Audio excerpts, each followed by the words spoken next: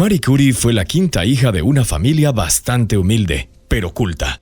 Era una mujer ávida de conocimiento en un país donde la educación era un privilegio masculino.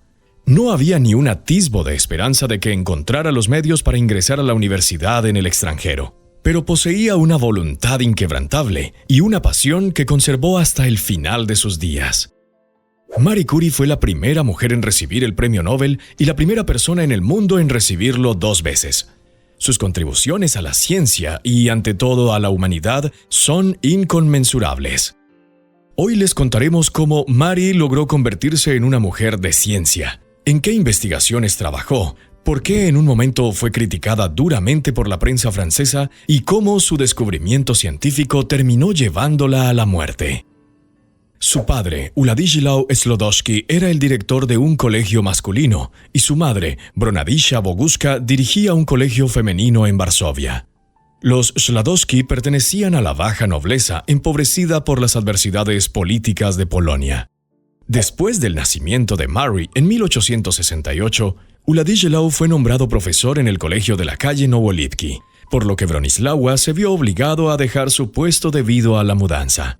El 7 de noviembre de 1867 nace Marie Curie, a quien llamaban cariñosamente Manja. La joven familia vivía una vida feliz y plena, pero su felicidad y bienestar material comenzaron a desmoronarse. Władysław invirtió todos sus ahorros en el negocio de una familiar, una empresa desafortunada que pronto fracasó y se declaró en bancarrota. La desgracia no vino sola. A Bronadisław le diagnosticaron tuberculosis. La enfermedad comenzó a avanzar en ella después del nacimiento de Marie. A pesar de su condición, la mujer continuaba llevando una vida activa como ama de casa y aparentaba estar saludable. Siguiendo estrictamente las normas, utilizaba vajilla separada y nunca besaba a sus hijos. Para los pequeños Sklodowski, la terrible enfermedad de su madre se manifestaba solo en muy pocas cosas. Los sonidos secos y entrecortados de su tos desde una habitación, la sombría tristeza en el rostro del propio Sklodowski y una breve frase añadida a sus oraciones antes de dormir: «Señor, devuélvele la salud a nuestra madre». En 1872, los polacos vivían bajo una dura opresión bajo el dominio ruso, lo que se sentía especialmente entre la clase educada. Los levantamientos que estallaron después de las particiones de Polonia fueron brutalmente reprimidos, y miles de participantes fueron enviados al exilio y a las prisiones. La rusificación se convirtió en parte de la vida cotidiana. En los colegios se prohibió el idioma y la cultura polaca. El funcionario ruso Ivanov, responsable de la educación, vigilaba estrictamente cualquier polonismo en los trabajos de los estudiantes y perdió simpatía por Sklodowski después de que éste defendiera a un alumno. «Señor Ivanov, si un niño cometió un error, ciertamente no fue a propósito. Después de todo, a usted también le ocurre, y bastante a menudo, cometer errores en el idioma ruso. Estoy convencido de que, al igual que este niño, usted los comete sin intención». El señor Sklodowski aún no sabía qué consecuencias tendría esta breve muestra de compasión. Sin embargo, el amor de María por la física no surgió por casualidad. Consideraba que la habitación más hermosa de la casa de sus padres era, sin duda, el despacho de su padre. Allí, detrás de una vitrina reluciente, observaba con interés todo tipo de instrumentos de física. Y habría sido maravilloso que toda su infancia se hubiera desarrollado en ese despacho, pero no fue así. Una serie de desgracias cayeron sobre la familia Sklodowski, y los últimos 4 años parecieron a Marie como un sueño pesado. Un día de 1873 resultó ser dramático. Al regresar de las vacaciones de verano, Sklodowski encontró sobre su escritorio un paquete oficial. Por orden de las autoridades, había sido destituido de su cargo de subinspector, lo que significaba perder también la vivienda oficial y el salario adicional.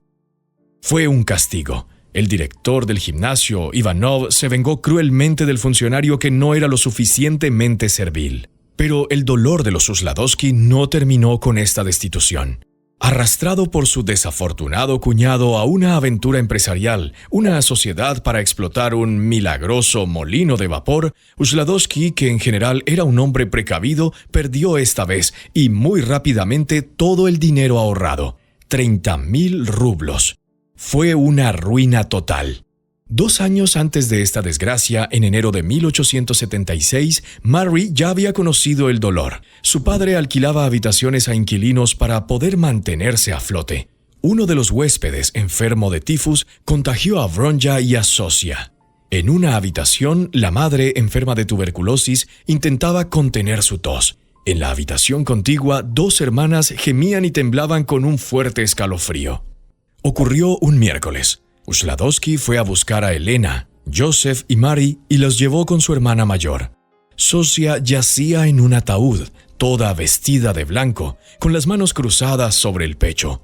Su rostro, pálido como la cera, parecía esbozar una sonrisa, y a pesar de su cabeza rapada, conservaba una belleza sorprendente.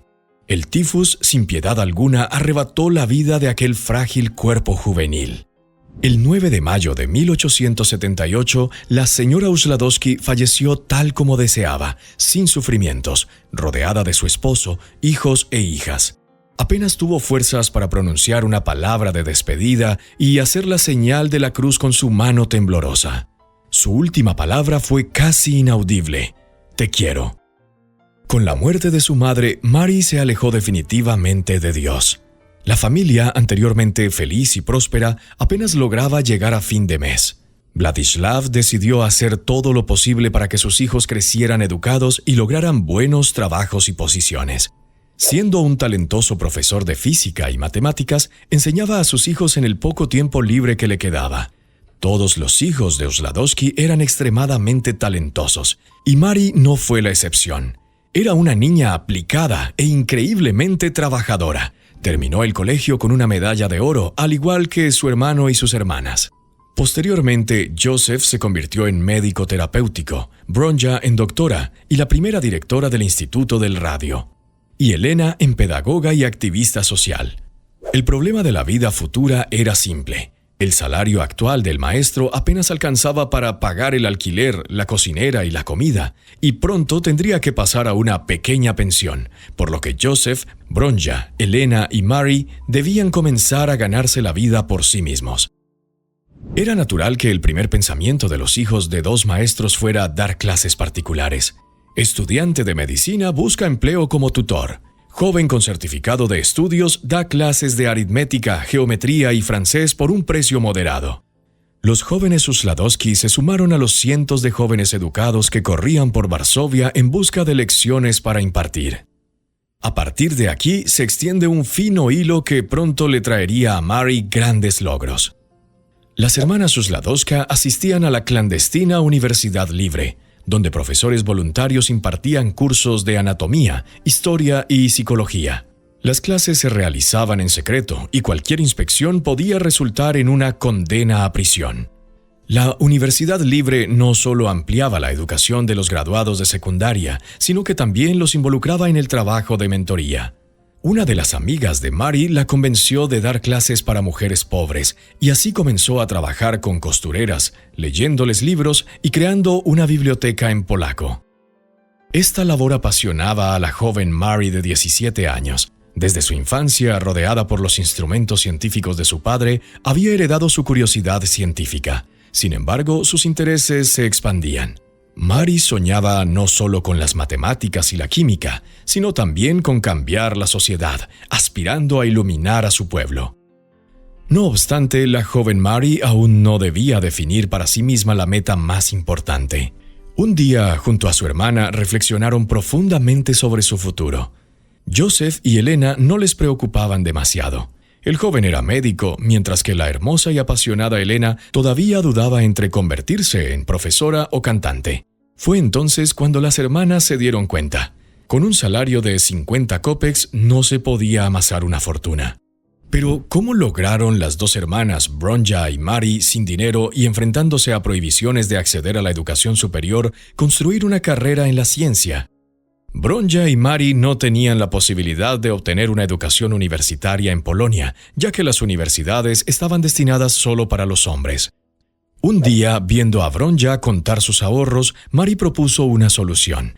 Podrían ayudarse mutuamente por turnos. Bronja iría a París con sus ahorros, mientras Mary, trabajando como institutriz, enviaría dinero para apoyarla. Cuando Bronja se convirtiera en médica, sería su turno de pagar los estudios de su hermana. La joven se resistió durante mucho tiempo, pero al final accedió. El sueño de convertirse en médica era demasiado fuerte, al igual que el profundo amor hacia su hermana, quien sacrificaba con tanta ternura sus años de juventud. Mary, en efecto, consiguió trabajo como institutriz en la familia de un abogado. Sin embargo, pronto descubrió que ni la familia ni su entorno eran adecuados para una joven de carácter tan independiente. Consideraba a esas personas como unos ignorantes sin remedio y no logró encontrar un lenguaje común con ellos. Pero incluso al regresar a casa, ella no podía tranquilizarse. Mary entendía que sus sacrificios no eran suficientes. Los ingresos de las lecciones se destinaban rápidamente a las necesidades diarias y apenas quedaba dinero para apoyar a Bronja. Su padre pronto tendría que jubilarse y entonces también necesitaría ayuda. Por esto, Mary decidió aceptar un trabajo bien remunerado en la provincia. El 1 de enero de 1886 fue un día difícil de despedida. En una mañana helada, Mary, habiendo anotado su nueva dirección para su padre, se despidió alegremente y se subió al tren. Pero al quedarse sola sintió miedo y la opresión de la soledad. El 3 de febrero de 1886, Mary escribía a Enrique que gradualmente se estaba acostumbrando al nuevo lugar. Los dueños resultaron ser buenas personas. Entre ellos destacaba Casimiro, el hijo mayor de los dueños. María era una chica muy inusual, y de este modo cautivó al hijo de un rico terrateniente. Patinaba, manejaba remos, conducía un carruaje y montaba a caballo, además de amar componer poemas. Al mismo tiempo, encontraba tiempo para ayudar a los niños campesinos, dando lecciones de lectura y escritura en polaco a niños de todas las edades.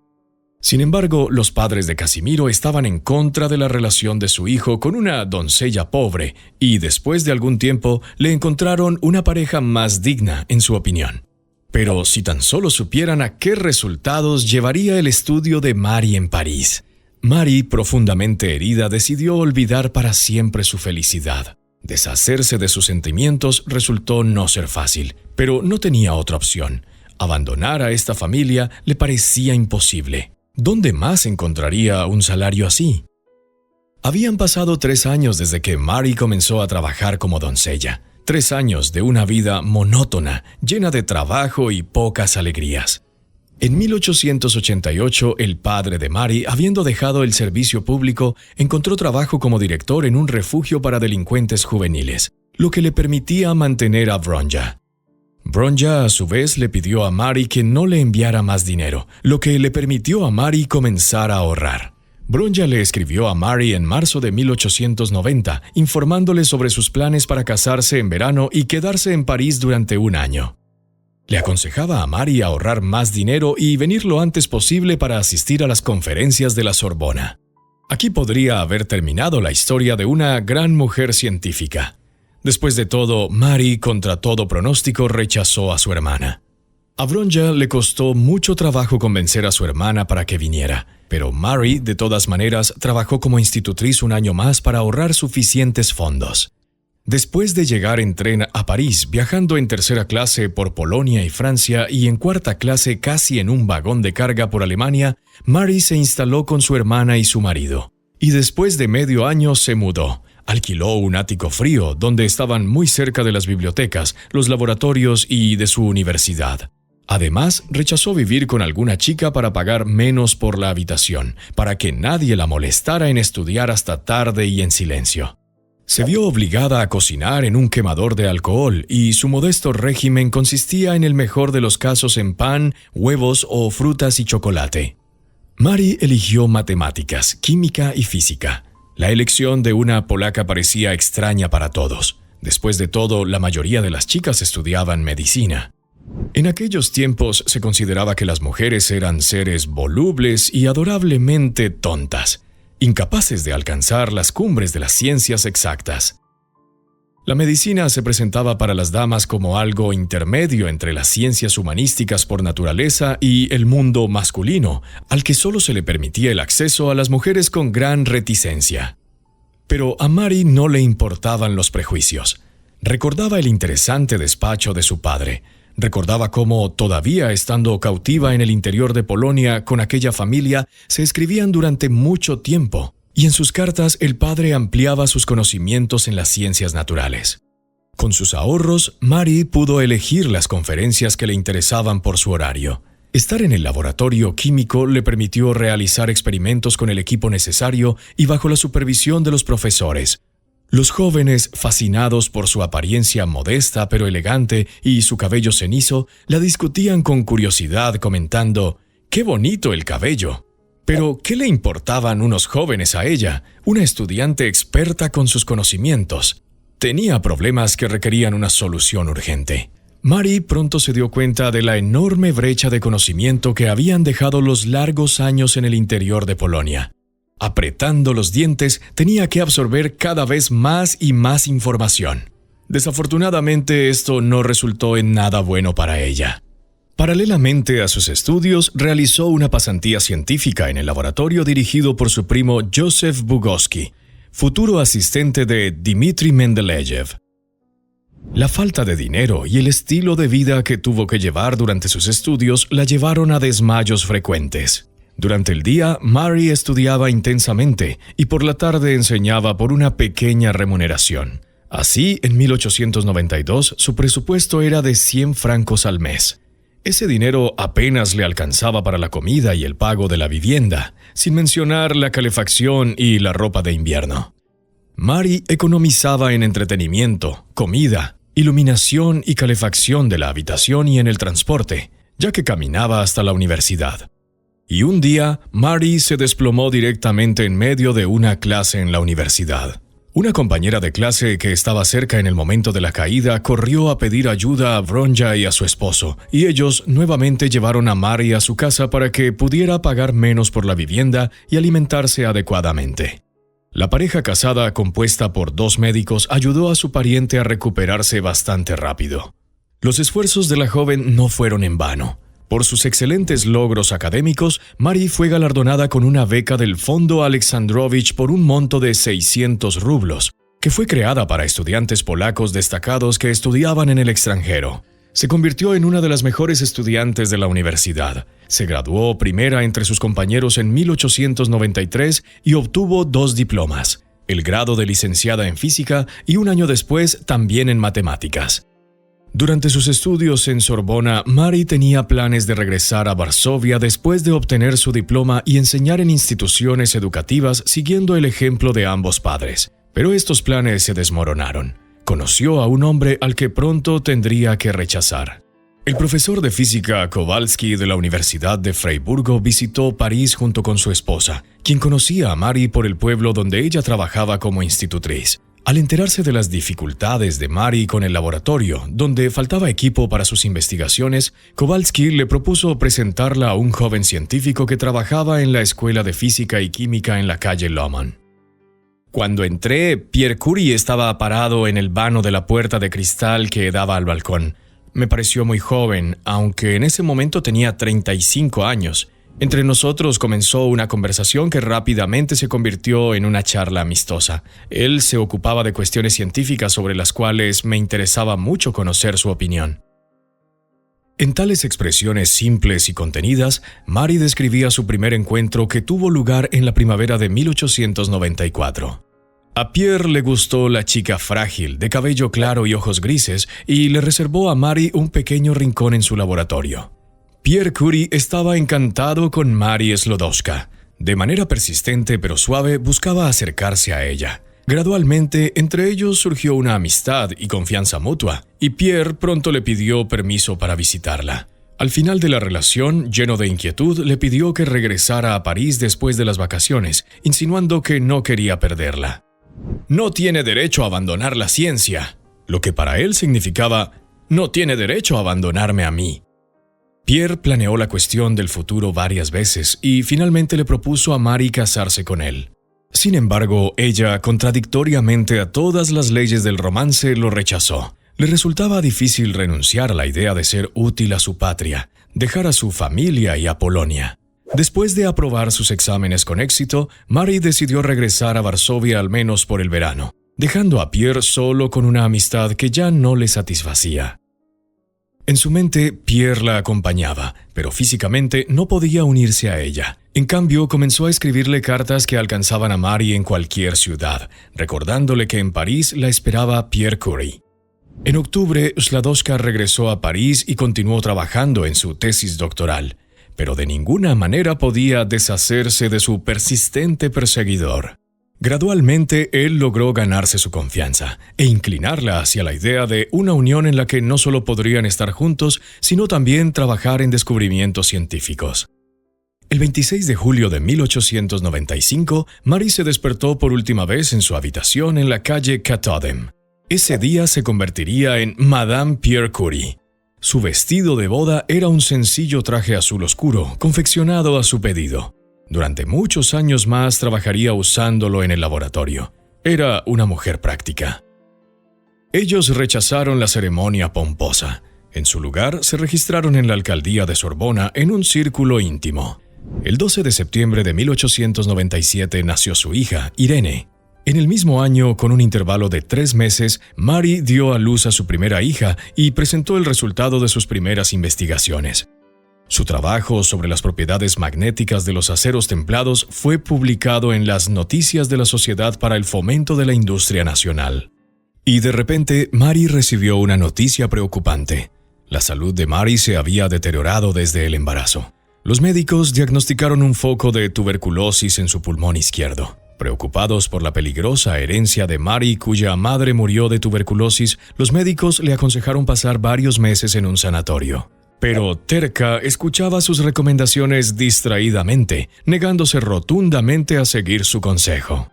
Tenía muchas otras preocupaciones: laboratorio, esposo, hogar, hija.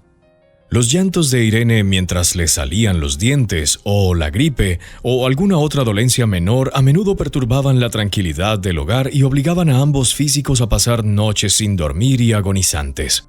El suegro resultó ser un ayudante indispensable. Habiendo perdido a su esposa, afectada por el cáncer de mama, apenas 3 días después del nacimiento de Irene, el doctor Curie se apegó profundamente a la pequeña.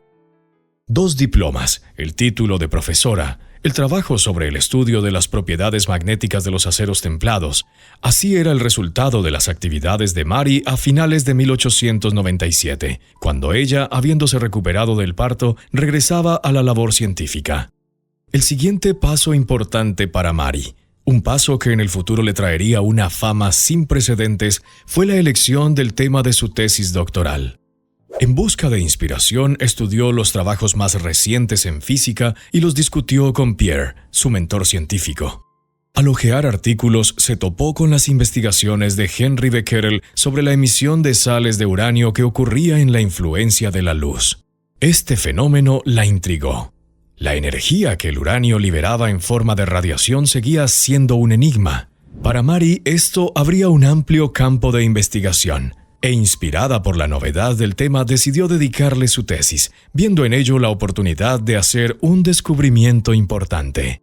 Para llevar a cabo los experimentos, Marie obtuvo del director de la Escuela de Física un taller acristalado y húmedo en la planta baja, que inicialmente servía como almacén y sala de máquinas.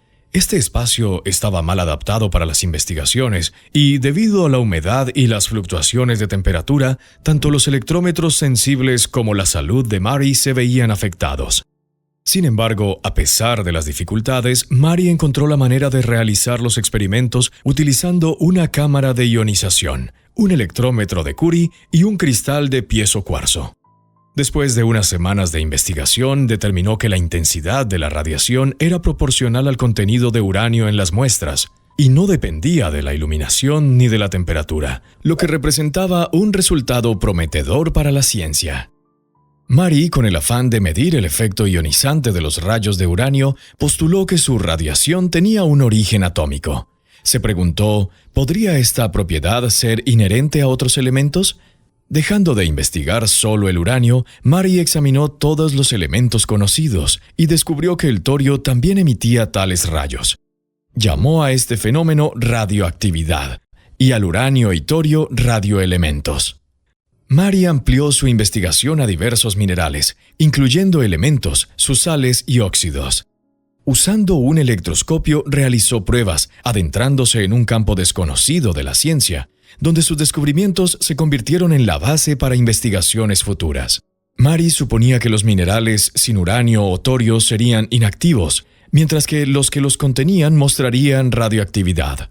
Pero de manera inesperada descubrió que algunos minerales tenían una radiación significativamente más fuerte de lo que podría explicarse por la cantidad de uranio o torio presente. Al verificar nuevamente los resultados, Mary concluyó que los minerales contenían un elemento radioactivo desconocido. Con confianza compartió su hipótesis con Pierre y Vronja, a pesar del escepticismo de sus colegas, quienes consideraban que los resultados eran un error. Pero no podía haber errores. Su confianza en el descubrimiento no surgió de inmediato, sino que se fortaleció a lo largo de un trabajo intenso y de las verificaciones, lo que la llevó a un descubrimiento revolucionario, un nuevo elemento químico. En un informe publicado en Los Informes de la Academia el 12 de abril de 1898, Mariusz Sklodowska-Curie declaró: «En los minerales de uranio probablemente se encuentra un nuevo elemento químico con alta radiactividad». Ella observó que la uraninita y la calcolita eran significativamente más activas que el propio uranio, lo que indicaba la presencia de un elemento más activo. Así se dio el primer paso hacia el descubrimiento del radio. Mary estaba intuitivamente convencida de la existencia de una nueva sustancia y se esforzaba por confirmar la hipótesis experimentalmente. Pierre, inspirado por los éxitos de Mary, dejó temporalmente sus investigaciones y se unió a su trabajo, duplicando así sus fuerzas.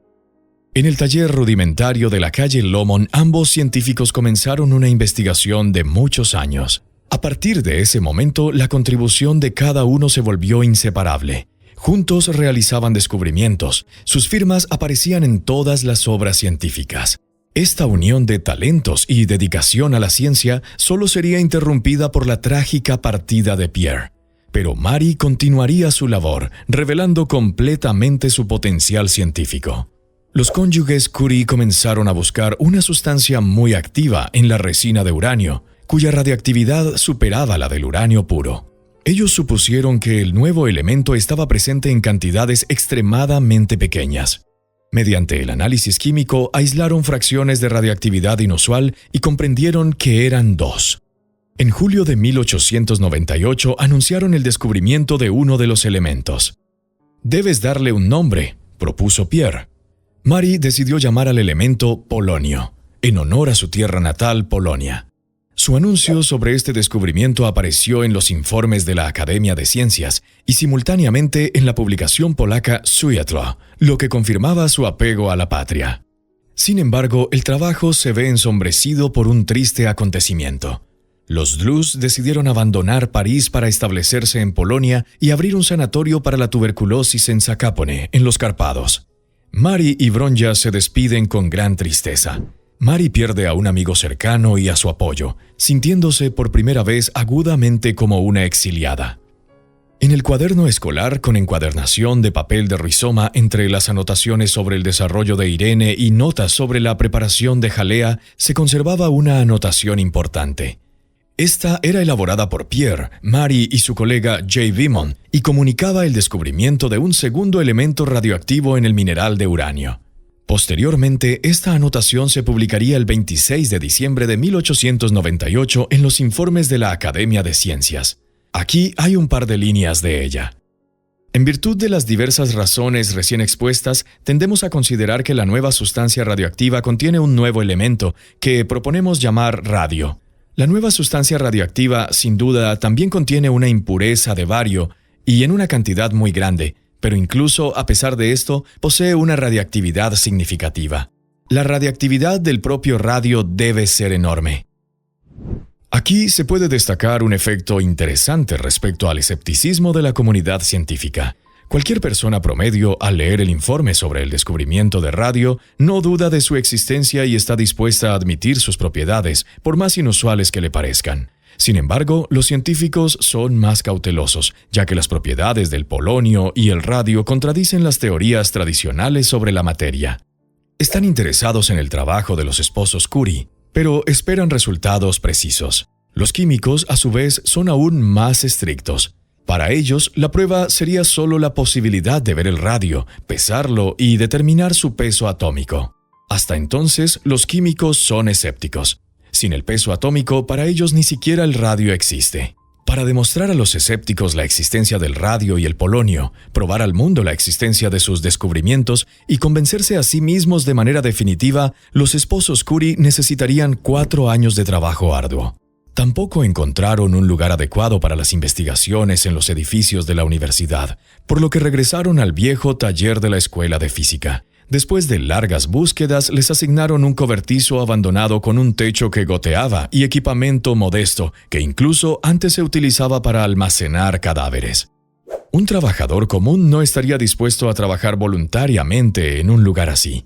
Sin embargo, Pierre y Marie decidieron hacerlo de todas maneras. Esto es lo que Marie misma describe sobre su destartalado refugio.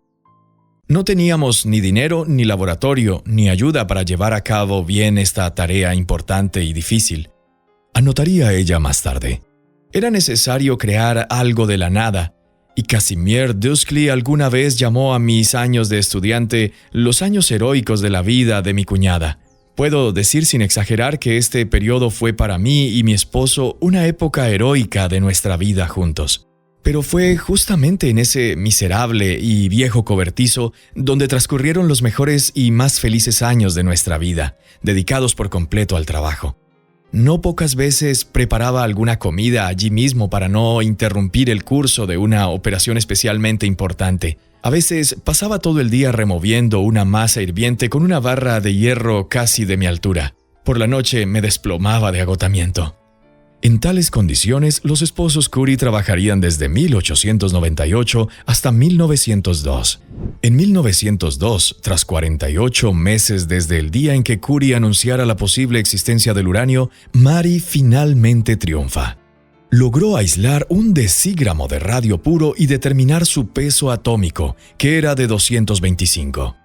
Los químicos incrédulos, pues aún quedaban algunos, no tuvieron más remedio que rendirse ante los hechos y el sobrehumano tesón de esta mujer.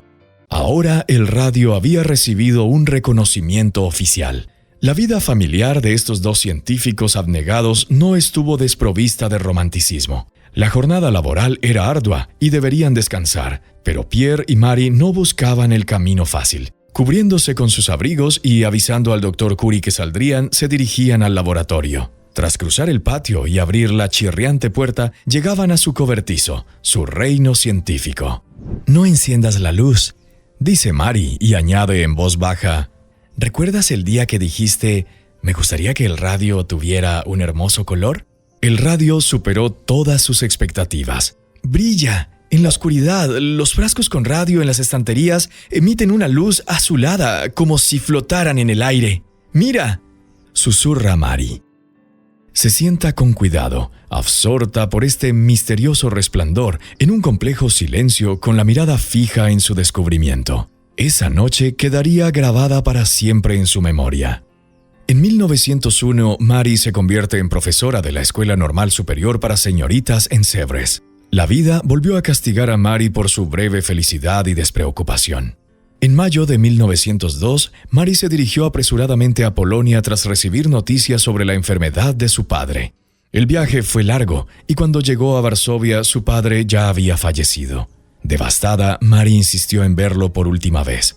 Ante el desesperado deseo de la inconsolable hija, los trabajadores abrieron el ataúd ya sellado. Al mirar el rostro del anciano Śladowski, se despidió en silencio y se culpaba a sí misma por la larga separación.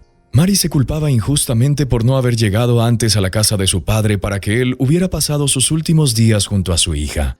Poco antes de morir, él se mostraba orgulloso de su éxito en el aislamiento del radio y le escribía con emoción. Si hubiera vivido 2 años más, habría sabido que Marie y Pierre recibieron el premio Nobel.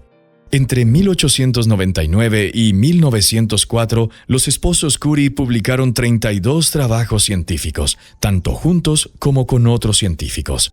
Estas investigaciones, con títulos secos y fórmulas complejas, representaban importantes avances científicos y simbolizaban la perseverancia, curiosidad y talento de los investigadores. La contribución de la familia Curie a la ciencia ya se sentía en ese entonces. La noticia del descubrimiento de la radiactividad por los esposos Curie pronto se difundió más allá de Francia.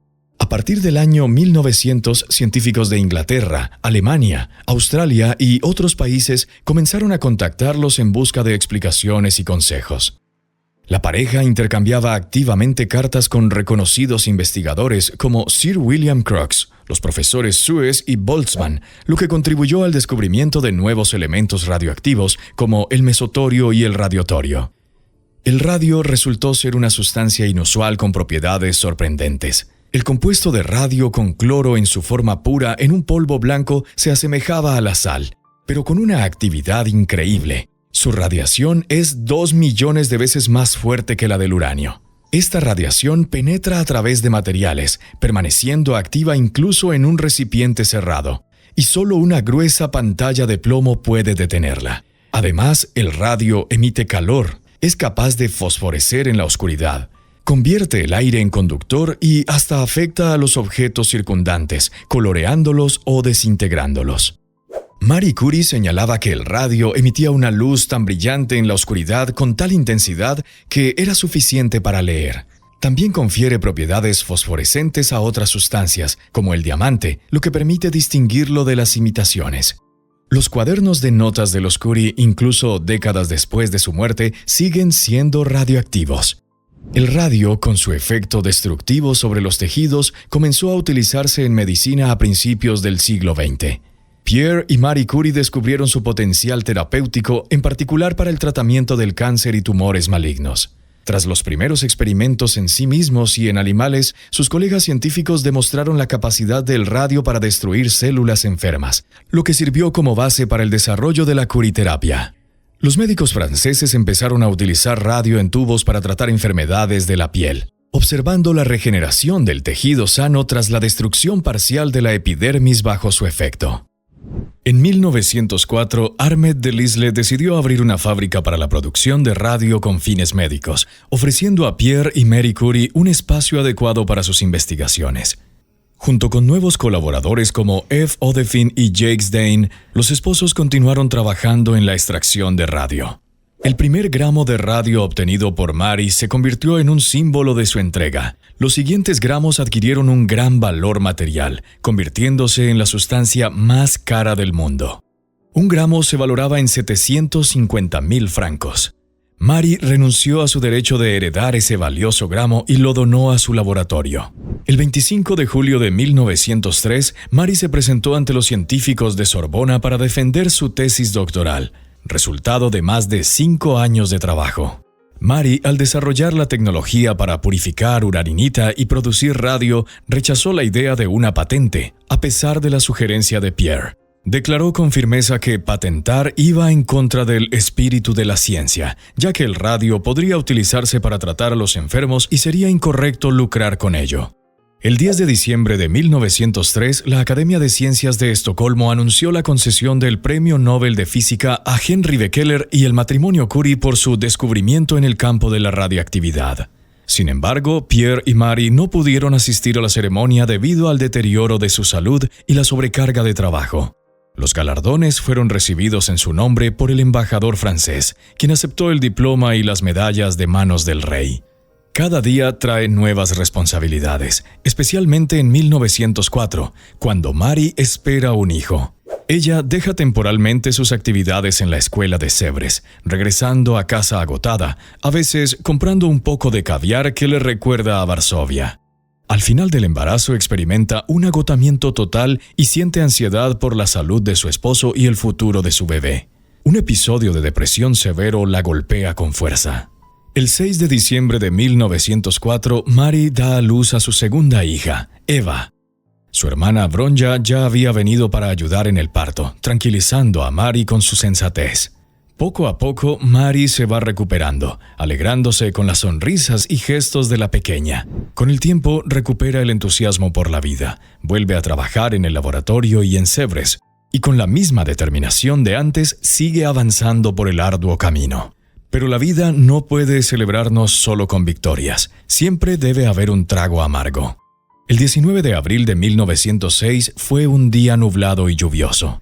Pierre Curie tenía varios asuntos pendientes: una reunión con colegas, la revisión de pruebas de imprenta en la editorial y una visita al instituto, mientras que Marie tenía tareas por hacer en la ciudad. Se despidieron rápidamente, apenas alcanzando a intercambiar unas palabras. Pierre, como de costumbre, estaba absorto en sus pensamientos mientras atendía sus asuntos, pero al caminar por la Rue Dauphine perdido en sus reflexiones, se encuentra de repente entre un carruaje de caballos y un carro de carga. Los caballos de carga no logran detenerse a tiempo, y la rueda trasera le pasa por la cabeza a Pierre, matándolo al instante. Los transeúntes, presa del pánico, no quieren llevar el cuerpo en sus carruajes. Finalmente encuentran una camilla para trasladarlo a la comisaría. El 19 de abril de 1906, Pierre Curie falleció. Ese día la cambió para siempre, privándola no solo de su esposo, sino también de su paz interior, sumiéndola en una profunda soledad. Una de las últimas noches antes de la partida de su hermana Bronja, Marie decidió destruir la ropa que Pierre llevaba el día de su muerte. En el dormitorio, cerrando la puerta y preparando la chimenea, juntas quemaron esas prendas aún impregnadas de sangre y suciedad. Encontrando consuelo en este ritual, Marie se despidió de las últimas pertenencias de su esposo. Al día siguiente volvió a mostrarse serena y distante, esforzándose por retomar la vida a pesar de la dura pérdida. En noviembre de 1906, Marie Curie dio por primera vez una conferencia en la cátedra de Sorbona, que anteriormente había ocupado su esposo Pierre. La multitud esperaba con impaciencia ver a la famosa viuda. Entre los presentes habían estudiantes, científicos y gente de la alta sociedad, poco interesada en el tema de la conferencia. A la 1:30, Marie entró en el aula y todos aguardaron en silencio. Comenzó con la misma frase con la que Pierre había dejado su curso: cuando uno se enfrenta a los logros alcanzados por la física. Sus simples palabras arrancaron lágrimas a muchos. Ahora ella dirigía las investigaciones, daba instrucciones a los asistentes y estudiantes, buscando crear un laboratorio que realizara los sueños de Pierre y permitiera a los jóvenes científicos desarrollar la ciencia de la radiactividad. El mayor apoyo de Marie seguía siendo el Dr. Curie, su suegro, fuerte y racional. La pérdida de Pierre fue un duro golpe para él, pero al no creer en el culto a las tumbas, encontraba fuerzas en el estricto racionalismo, evitando visitar el cementerio tras el entierro de su hijo. Su entereza y rechazo a entregarse al dolor impulsaba a Marie a sobrellevar su pérdida y mantener la calma exterior. Marie cuidó del Dr. Curie durante su enfermedad, especialmente en 1909, cuando él enfermó gravemente de neumonía, pasando todo su tiempo libre junto a su lecho. Después de su muerte en 1910, ella insistió en que el ataúd de Pierre fuera sacado de la tumba y colocado sobre el del Dr. Curie, para que su esposo y padre descansaran juntos. Además, pidió que se dejara un lugar para ella. Marie Curie trabajaba como profesora, investigadora y directora de laboratorio. Continuó enseñando en la École Normale Supérieure de Sèvres y en la Sorbona, donde impartía el único curso de radiactividad en el mundo. En 1910 publicó su obra fundamental, El Trato de Radiactividad, de 911 páginas, que recopilaba el conocimiento acumulado desde el descubrimiento del radio. En lugar de su retrato, colocó en la portada una fotografía de Pierre, y 2 años antes había editado y publicado sus trabajos.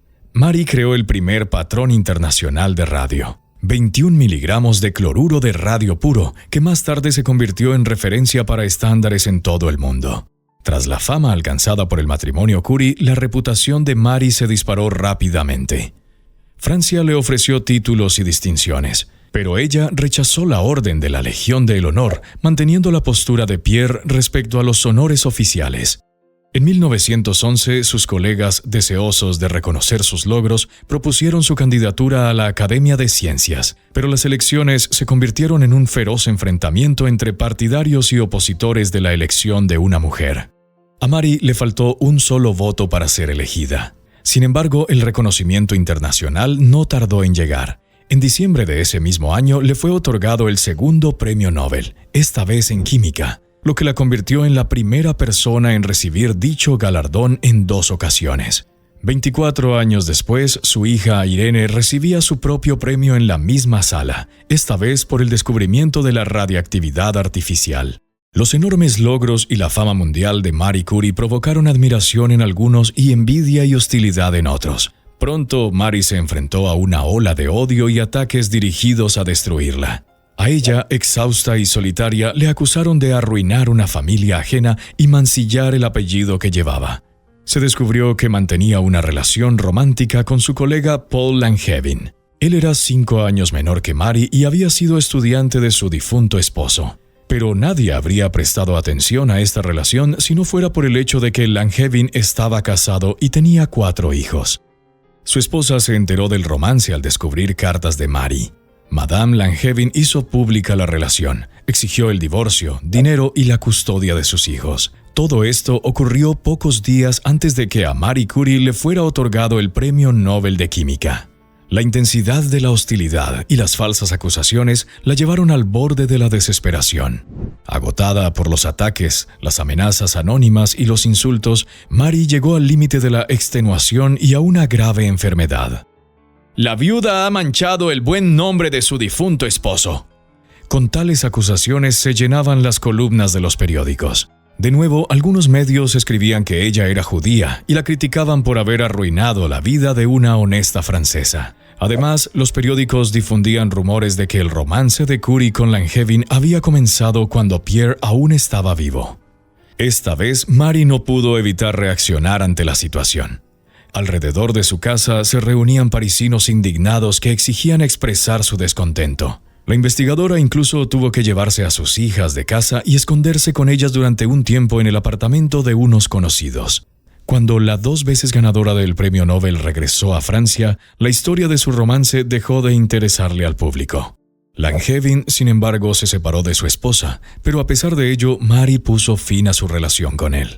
Cuando Marie Curie se sentía prácticamente abatida, recibió una oferta para regresar a Polonia y dirigir un laboratorio dedicado al estudio de la radiactividad, lo que la llenó de esperanza y desconcierto. En mayo de 1912, una delegación polaca encabezada por Henry Sienkiewicz la instó a regresar.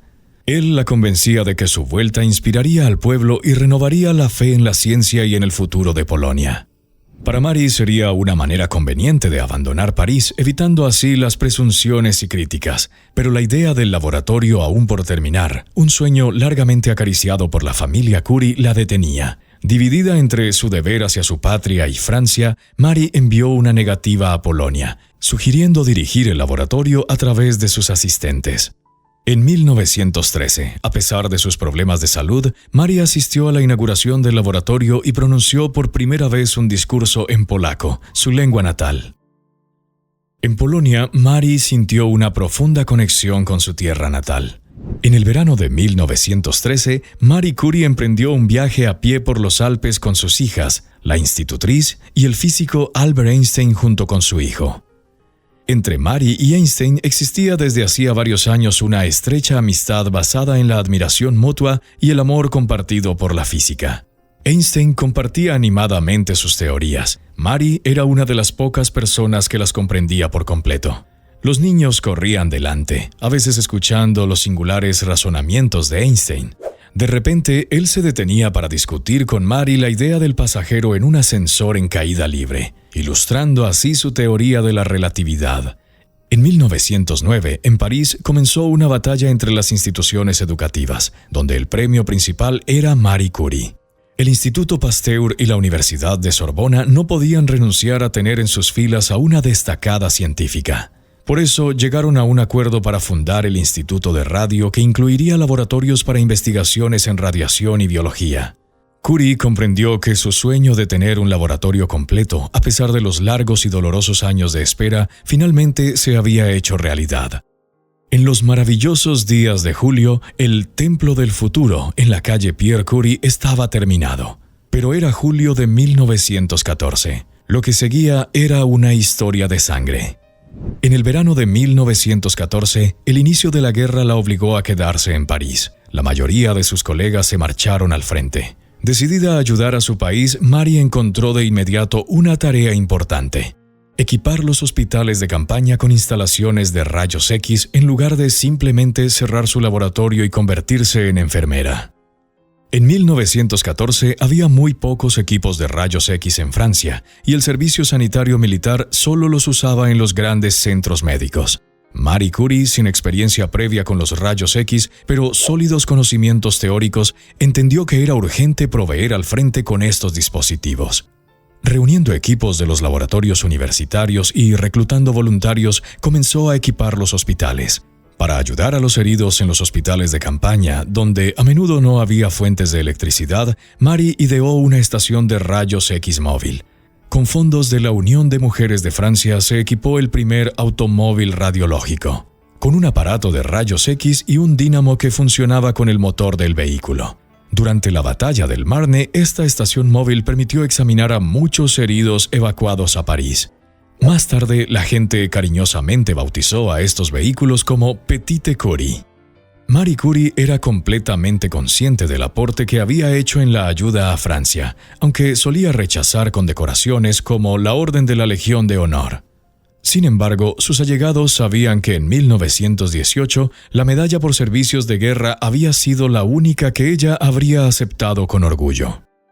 Pero no tuvo que renunciar a sus principios. En su lugar, muchas damas de la alta sociedad recibieron las distinciones, y los méritos de Marie pronto fueron olvidados.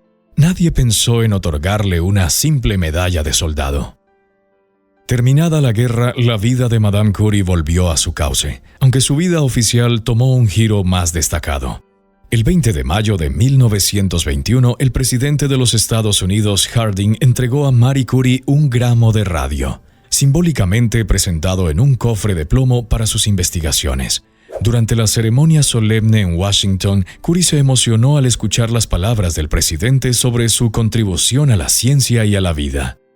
Sin embargo, Marie insistió en hacer modificaciones en el acta de donación. El radio no debía convertirse en propiedad privada.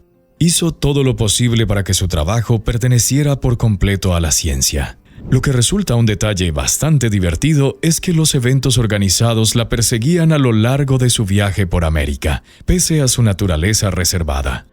El hecho es que Irene y Eva Curie, quienes acompañaban a su madre en el viaje, a menudo la reemplazaban en los eventos oficiales. Irene, vestida con la toga universitaria, recibía los doctorados honoris causa en nombre de Marie. Los organizadores, por error, se dirigían a la joven de 16 años, Eva, como Madame Curie, pronunciando discursos sobre sus extraordinarios logros y esperando una respuesta. En las ciudades donde se discutía quién acogería a Marie, Irene y Eva eran enviadas a los hogares de los organizadores más insistentes para dar a su madre el merecido descanso. Aunque Marie era modesta, le quedó claro que se había ganado la simpatía de los estadounidenses y el cariño de aquellos que tuvieron la oportunidad de tratarla de cerca. Lo que más le impresionó fueron las actividades de las universidades, sus solemnes tradiciones, el deporte estudiantil y el papel de las asociaciones femeninas que la apoyaban. Sin embargo, el excelente equipamiento de los laboratorios y hospitales estadounidenses le provocó tristeza. En Francia aún no había un solo hospital para el tratamiento con radio, y Marie volvió a casa. En 1925, Marie viajó a Varsovia para la colocación de la primera piedra de un instituto. La recibieron con calidez y cariño, recordando el pasado y esperando el futuro. Durante las celebraciones recibió títulos honoríficos de universidades, academias y ciudades. El presidente de Polonia, Stanislaw Ossowski, un viejo amigo de Marie en París, colocó el primer ladrillo, Marie el segundo y el alcalde de Varsovia el tercero. Marie vio por última vez Polonia, las antiguas calles de su ciudad natal y el Vístula, al que admiraba en cada una de sus visitas, contemplándolo con nostalgia, casi con remordimientos. En Francia, por iniciativa del barón Rothschild en 1920, se creó el Fondo Curie Autónomo para apoyar el trabajo científico y médico del Instituto del Radio. En 1922, los miembros de la Academia de Medicina propusieron elegir a Madame Curie como miembro corresponsal por su contribución al descubrimiento del radio y el desarrollo de la radioterapia.